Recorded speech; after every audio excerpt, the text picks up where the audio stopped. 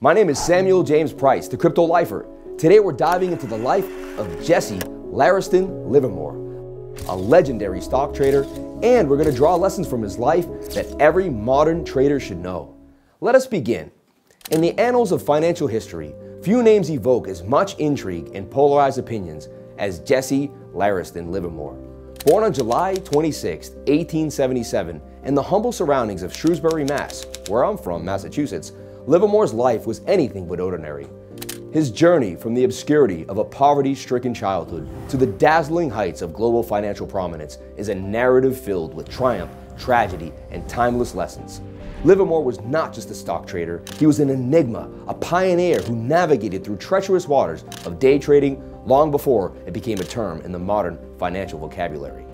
His life and exploits served as the inspiration for the iconic character in Edwin Lefebvre's best-selling book, Reminiscences of a Stock Operator, a literary testament to Livermore's lasting impact on the world of trading in an era marked by the absence of accurate financial data and rampant market manipulation. Livermore was a visionary. He didn't just see numbers, he perceived the underlying currents that swayed the market, employing what we now recognize as technical analysis. His trading wasn't just about analytics, it was an art form, a dance of numbers and intuition where emotion and market psychology played pivotal roles. Livermore's trades were the stuff of legends. His audacious short position before the devastating 1906 San Francisco earthquake and the cataclysmic Wall Street crash of 1929 are etched in the annals of investing legend. To some, he was the greatest trader to ever grace the halls of Wall Street. To others, a stark embodiment of the perils of leverage and the ephemeral nature of financial success. The early chapters of Livermore's life were marked by adversity. Born to a family grappling with poverty, young Jesse was a prodigy. He was illiterate at the age of 3.5. He could read and write, and he also possessed an innate talent for numbers, a gift that would shape his destiny. At the age of 14, living in the confines of a farm under the stern gaze of his father proved to be restricted for a mind destined for the history books. So, with his mother's silent blessing, Livermore escaped the clutches of obscurity and ran away from home, and his legend was born. Where would he run to? He would end up in Boston, the city I am in right now. The city of Boston in the 19th century was a bustling hub of commerce and finance. The streets were thrumming with the promise of fortune for those daring enough to venture into the world of stock trading. Among these ambitious souls came a young farm boy from Shrewsbury, Jesse Livermore. He took his first steps towards trading infamy in the halls of Payne Weber's Boston's branch as a board boy.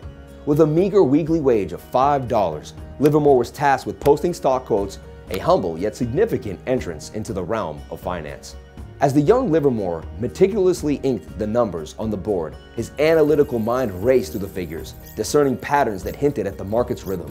His first taste of trading came when he purchased 5 shares of Burlington for $5.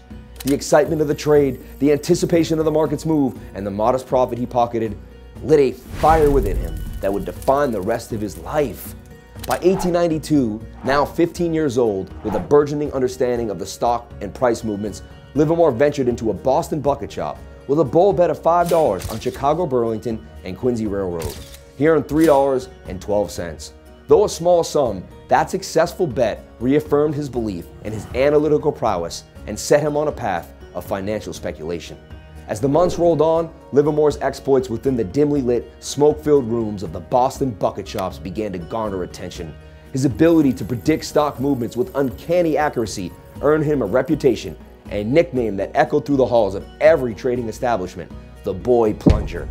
Between 1893 and 1894, a 16-year-old Livermore was pocketing $200 per week, a sum far surpassing his earnings at Payne Weber. The allure of trading had him entranced, leading him to bid farewell to his job and embrace trading full-time. Livermore's audacious bets and relentless pursuit of market mastery saw his fortune swell between 1895 and 1897. His trading profits soared to $10,000, marking a staggering 1,000% net return over 3 years. And as great as this was, his success was a double-edged sword. His consistent winning streak led to a ban from most of Boston area bucket shops, forcing him to wear disguises and assume false identities to continue trading. As the 19th century neared its end, Livermore found refuge in Haight and Freeze, the last Boston area bucket shop that welcomed him. However, the establishment soon grew weary of Livermore's winning streak. They widened the bid-ask spread and imposed restrictive margin requirements, stacking the odds against him. Though the road had become treacherous and the risk higher, Livermore's resolve to conquer the market stood unyielding. The Boston chapter of Livermore's life is a compelling narrative of a young man's tryst with the financial markets.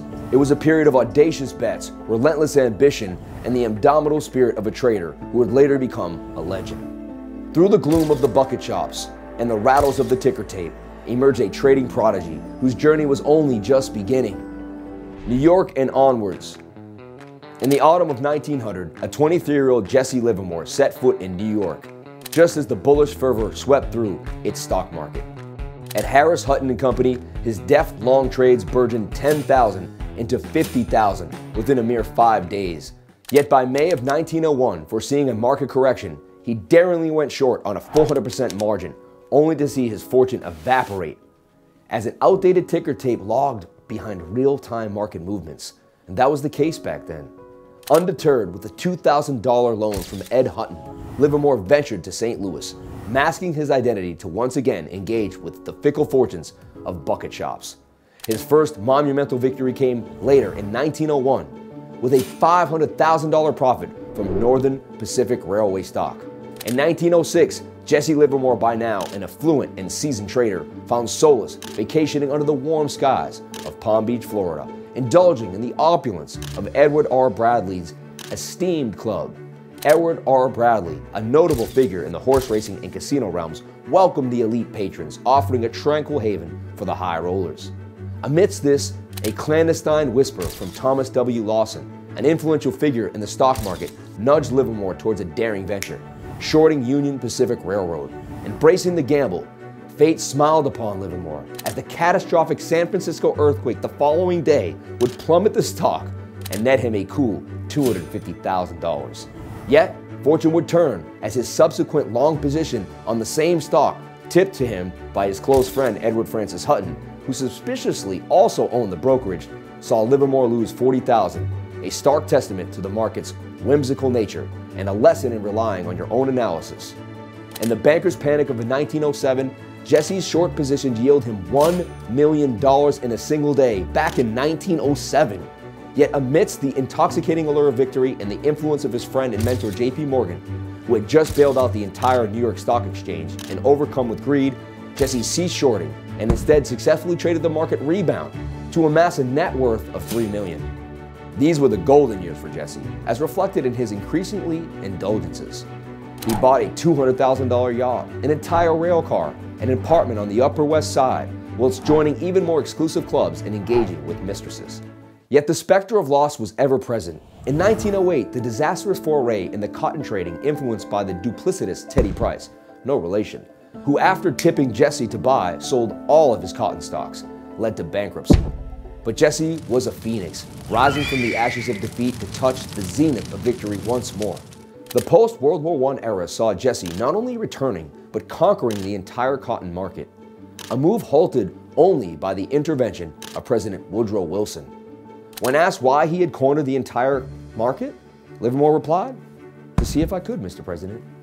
In the Roaring '20s, Jesse was a titan, manipulating markets and amassing a fortune. The Wall Street crash of 1929 saw him net $100 million, yet at the cost of public vilification and death threats. A string of newspaper articles declared him the Great Bear of Wall Street, and he was blamed for the crash by the public and received death threats, leading him to hire an armed guard. Now, as this began, personal tragedies, multiple divorces, and regular constraints from the newly formed U.S. Securities and Exchange Commission and resulting mental health struggles marked Jesse's catastrophic fall. He declared his third bankruptcy in 1934, listing assets of only $84,000 and debts of $2.5 million.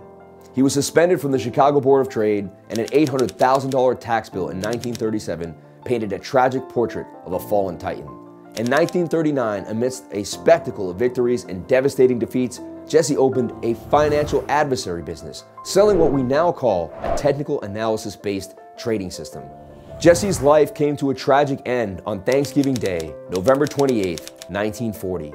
Livermore shot himself with a Colt pistol in the cloakroom of the Sherry Netherland Hotel in Manhattan, where he usually had cocktails. Police found a suicide note of 8 small handwritten pages. in Livermore's personal notebook. The letter was addressed to Livermore's wife, and it read, "My dear Nina, can't help it. Things have been bad with me. I'm tired of fighting. I can't carry on any longer. This is the only way out. I am unworthy of your love, and I am a failure. I am truly sorry, but this is the only way out for me. Love, Lori." As the memories of Jesse Livermore's tumultuous journey in the world of finance fade to history, we find ourselves immersed in a new era, an age defined by the digital dance of modern stock markets and the enticing allure of new financial technologies and trading opportunities. Livermore's legacy, marked by the meteoric rise and the catastrophic falls, serves as a beacon and a warning to the modern trader. In the uncharted waters of digital assets, where volatility is a constant companion and unprecedented wealth a tangible possibility, the lessons from Livermore's life are profoundly relevant. He was a man who understood the rhythms of the market, the intoxicating allure of victory, and the empty hollowness of defeat. For today's crypto trading enthusiasts, each trade echoing into the vast digital expanse of the blockchain, Livermore's journey underscores the imperatives of discipline, the perils of emotion, and the unyielding necessity of strategic planning.